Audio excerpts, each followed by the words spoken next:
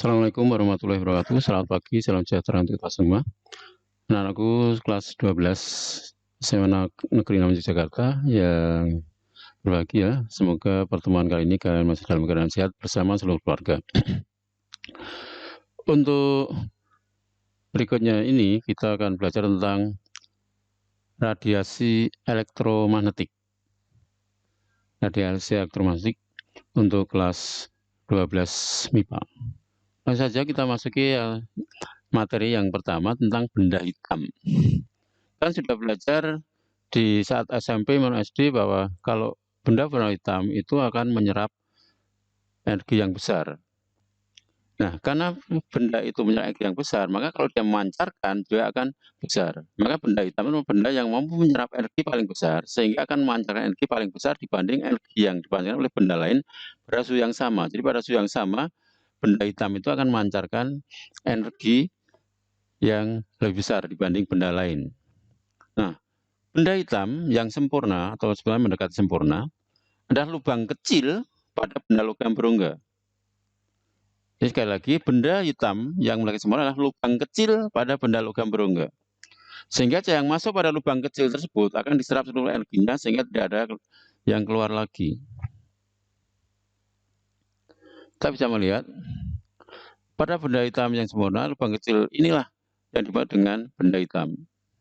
Sehingga kalau ada energi cahaya yang masuk maka dipantulkan di dalamnya itu. Atau seperti ini adalah benda hitam. Ya, dia menyerap, maka saat memancarkan juga akan besar. Nah, yang kedua tentang radiasi benda. Menurut hukum Stephen Boltzmann menyatakan bahwa jumlah energi yang dipancarkan per waktu atau daya yang dipancarkan dari satuan luas permukaan tiap satuan luas benda hitam ideal akan sebanding dengan kekuatan keempat suhu absolut benda hitam tersebut. Atau samanya dikatakan bahwa suhu mutlak pangkat 4. Sehingga rumusnya P sama E kali sigma kali A kali T pangkat 4. Daya radiasi sama dengan emisivitas kalikan tetapan Stephen Boltzmann kalikan luas kalikan suhu mutlak pangkat 4. Ini dari terjemahan hukum Stephen Boltzmann yang ada. Nah, besar intensitas radiasi benda intinya adalah daya radiasi per luas. Sehingga I sama dengan E kali sigma kali T pangkat 4. Di mana ada emisivitas benda, tingkat kehitaman benda, nilainya antara 0 sampai 1. Kalau 0 berarti putih sempurna, kalau 1 berarti hitam sempurna. Dan sigma depan Stephen Boltzmann nilainya 5,6798 watt per meter kuadrat kali Kelvin pangkat 4. A luas permukaan benda 1 meter persegi, T suhu mutlak 1 Kelvin. Ingat, suhunya harus dalam Kelvin. P daya radiasi benda 1 watt, I intensitas radiasi 1 watt per meter persegi. Contoh soal. Sebuah benda luas permukaan 200 cm persegi bersuhu 727 derajat Celcius. Emisivitas benda sebesar 0,6. Tentukan daya radiasi benda tersebut. Diketahui sigmanya 56798 watt per meter kuadrat Kelvin pangkat 4. A-nya 200 cm persegi atau 200 kali 9 4 sama dengan 2 kali 9 2 meter persegi. E-nya 0,6, T-nya 727 Celcius ditambah 273 berarti 1000 Kelvin. Ditanya P-nya. P adalah E kali sigma kali A kali T pangkat 4. 0,6 kali 5,6798 kali 2 kali 10 2 kali 1000 pangkat 4. Hasilnya adalah 680,4 watt. Contoh soal kedua. Daya radiasi yang suatu benda pada suhu 227 derajat Celcius adalah 1000 Joule per sekon. Jika suhu benda naik menjadi 227 derajat Celcius, dengan daya radiasi benda yang dipasang sekarang. T1-nya 227 derajat Celcius berarti sama dengan 500 Kelvin. T2-nya 727 derajat Celcius. Ini dalam T kecil, ini T kecil, maka dalam T besarnya adalah 1000 Kelvin. T1-nya 1000 Joule per sekon atau 1000 watt, T2-nya berapa? Itu jawabannya seperti ini. Ini jawabannya, penghitungannya seperti itu. Karena E, sigma, dan A itu nilainya tidak berubah. Yang berubah tinggal T-nya saja, pangkat 4. Sehingga jawabannya demikian. Nah, soal-soal yang begini, ini sering muncul, biasanya tidak pakai angka, cuma T-nya berapa kali lipat begitu. Kalau T-nya 2 kali lipat, maka pasti ini 16 kalinya daya radiasi awalnya, begitu.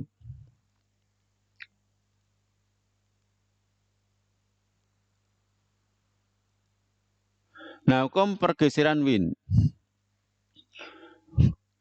Berarti teori cahaya sebagai gelombang, ini teori yang dipakai cahaya sebagai gelombang, maka menurut Wien hubungan intensitas radiasi dengan suhu benda yang meradiakan digambarkan sebagai berikut. Ini seperti ini. Ini saat suhu 3000 Kelvin, 4000 Kelvin, 5000 Kelvin, 6000 Kelvin. Suhunya berapa? Ini ternyata intensitas radiasinya itu punya intensitas radiasi maksimum itu dengan panjang gelombang bergeser ke arah makin pendek. Jadi ini kan lambdanya besar, ke sana makin kecil begitu. Ya inilah lambda maksimumnya untuk intensitas radiasinya. Sehingga menurut hukum pergeseran Wien dirumuskan, radiasi benda akan bergeser ke arah panjang gelombang maksimum makin pendek bila suhu benda makin tinggi. Pada grafik tersebut secara matematika hukum pergeseran Wien dituliskan lambda M, lambda maksimum kalikan T sama dengan C. C-nya adalah tetapan Wien, 2,9 10 3 meter Kelvin. Lambda M adalah panjang gelombang maksimum, T suhu mutlak. Contoh soal. Perubahan benda pada suhu 37 derajat Celcius menghasilkan gelombang elektromagnetik jika nilai konstanta Wien 2,9 10 3 meter Kelvin, maka panjang gelombang maksimum radiasi permukaan adalah, diketahui T-nya adalah 37 derajat Celcius, berarti 37 plus 273 Kelvin, berarti 310 Kelvin. C-nya 2,9 kali 10 3 meter Kelvin. Lambda maksnya berapa?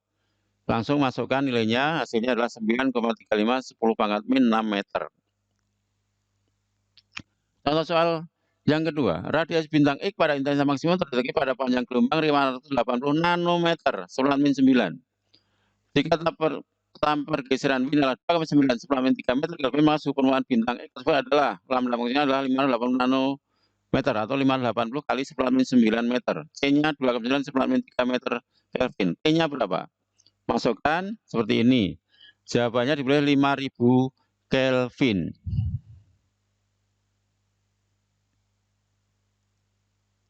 Teori kuantum Planck. Dengan menggunakan teori cahaya sebagai gelombang, ingat teorinya masih cahaya sebagai gelombang, maka grafik hubungan intensitas radiasi dengan panjang gelombang radiasi menurut Wien dan menurut Legend digambarkan sebagai berikut. Di sini keterangannya garis-garis yang agak panjang itu, garis panjang dan pendek itu kombinasi itu adalah milik Wien, sedangkan titik-titik yang pendek-pendek adalah milik Legend.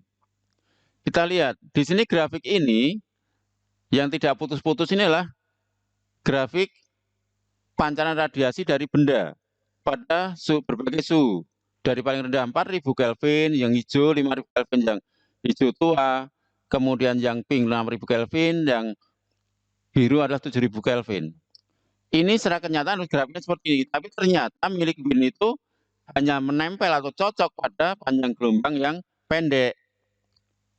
Sedangkan untuk Legend yang titik ini hanya cocok pada panjang gelombang yang besar. Harusnya kalau teori cahaya gelombang ini berlaku mutlak, ini harusnya grafik Wien dan Legend itu nempel di sini semua, tidak ada pergeseran. Ternyata ini mengalami pergeseran, nah, berarti ini timbul masalah. Padahal ini sudah dipakai teori cahaya sebagai gelombang.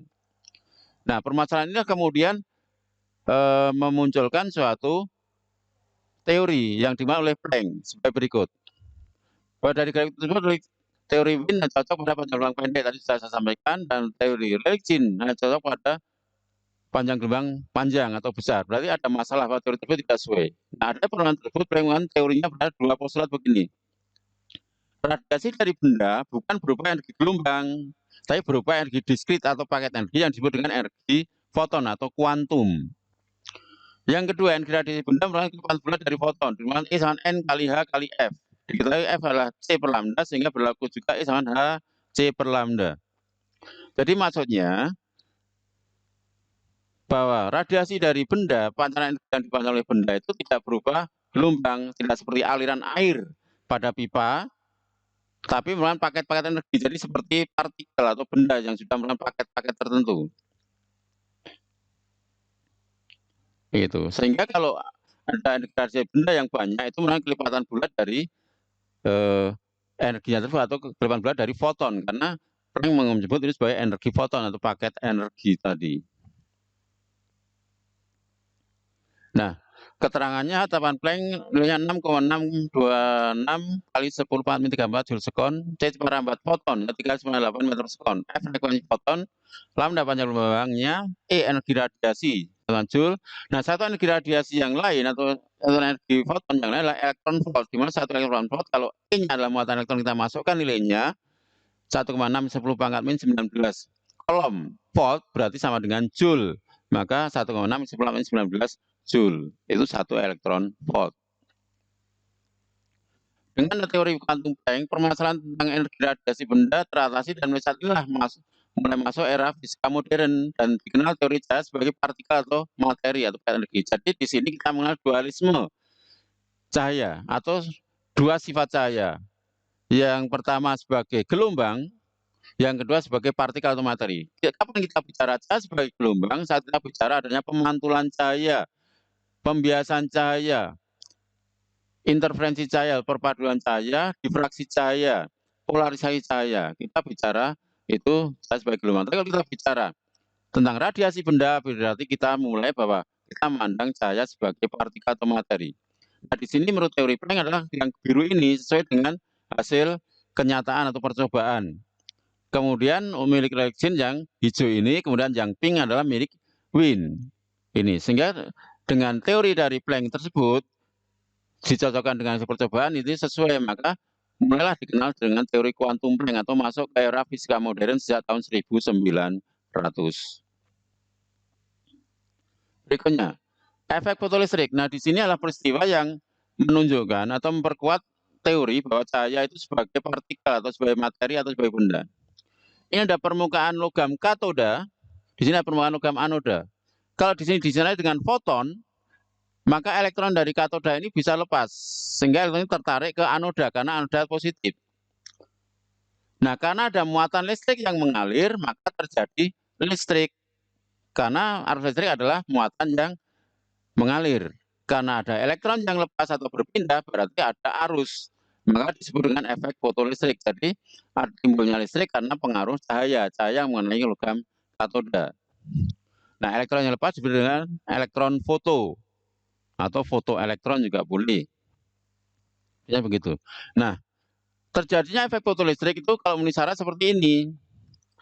Bahwa EK, elektron yang lepas berarti punya kecepatan, itu punya energi kinetik.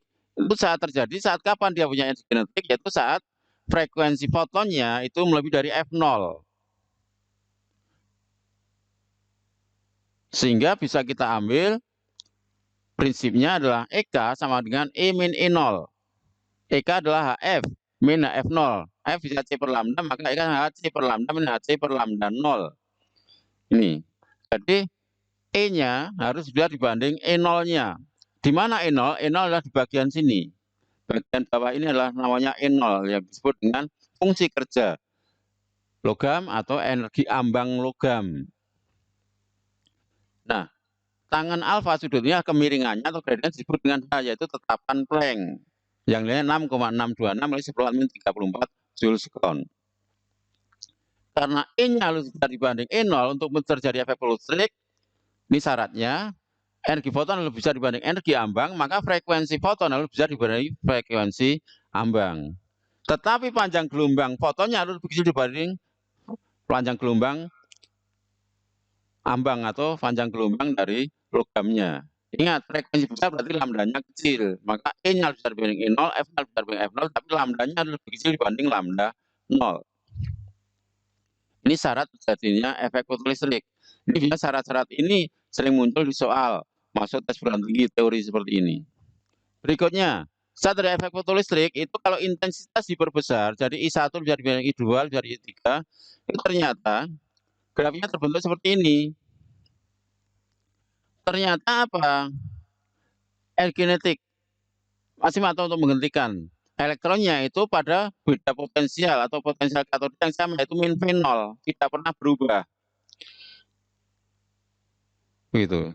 Sehingga saat intensitas diubah, ingat intensitas diubah, itu ternyata V0-nya tetap, berarti energi kinetiknya juga tetap, atau potensialnya tetap. Tapi yang berubah apa? Di sini adalah arusnya, berarti jumlah elektronnya makin besar, begitu. Jadi, saat sudah terjadi efek fotoelektrik, kalau intensitasnya ditambah, tidak mempengaruhi energi kinetik elektron, tetapi hanya menambah jumlah elektron atau menambah besar kuat arusnya. Kalau mau menambah energi kinetiknya, berarti yang diubah adalah frekuensinya. Frekuensi foton harus diperbesar lagi daripada frekuensi foton minimalnya, itu harus diperbesar lagi, baru energi kinetiknya akan bertambah. Ingat, penambahan intensitas tidak menambah energi kinetik elektron, tapi hanya menambah jumlah elektron foto atau fotoelektron atau elektron yang lepas. Artinya hanya menambah jumlah kuat arus. Nah, untuk bisa menambah energi kinetik elektron harus ditambah frekuensi fotonnya. Energi kinetiknya besarnya adalah EK EV0 sama dengan IP. Ingat, di listrik statis kalian sudah belajar tentang ini. Contoh soal.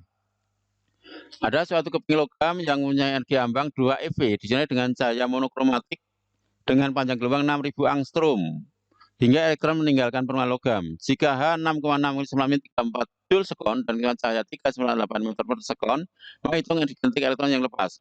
E0-nya 2 eV diganti 2 kali 11 1,6 10 19 ya, ini maaf, ini 19. Berarti hasilnya 3,2 10 19 Joule. Jadi 2 eV sama dengan 3,2 10 19 Joule. Karena E-nya 1,6 10 19 ini muatan elektron. Lambdanya 6000 angstrom. Angstrom 10 berarti 6 kali 10 7 meter. Hanya sekian, C-nya sekian. EK-nya, masukkan EK I min E0. EK sama C per lambda min E0. Karena ya ini E0-nya sudah ada. Tinggal masukkan saja.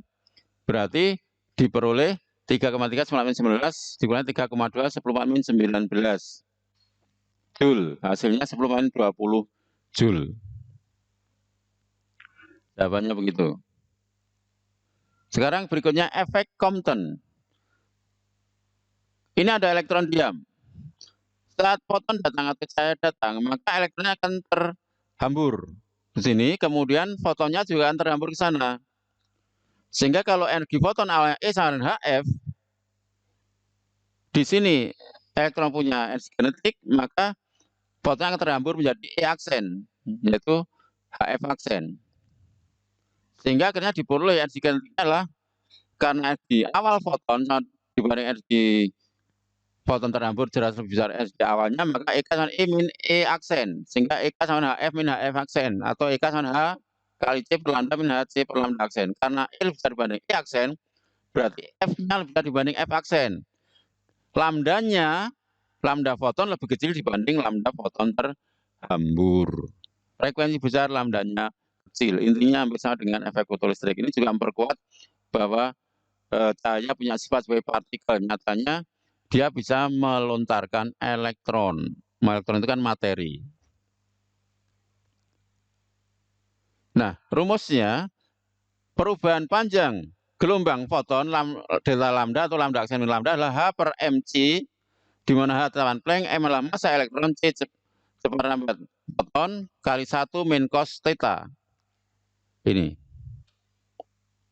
Nah, saat theta-nya 90 derajat, maka delta lambdanya adalah lambda aksen min lambda sama dengan H per mc, karena cos 90 adalah 0. Sehingga diberi nilai 2,43 kali 9 min 12 meter. Inilah yang dimaksud dengan panjang gelombang Compton atau 2,3 pikometer. Bisa, 9 min 12 adalah piko. Ini. Contoh soal, suatu foton membentur diam. Membentur elektron diam sehingga elektron dan foton terhambur dengan sudut hamburan 53 derajat bilasin. 53 0,8, maka hitung perubahan panjang gelombang Compton. Diketahui θ-nya 53 derajat. Kalau sin-nya 0,8 berarti cos θ-nya 0,6. Delta lambdanya, delta lambda H per mc kali 1 min cos θ. 2,3 min 12 kali 1 min 0,6. Berarti ini 0,4 kali 2,3, 9,72 kali 9 min 13 meter. Yang ketujuh, gelombang de Broglie.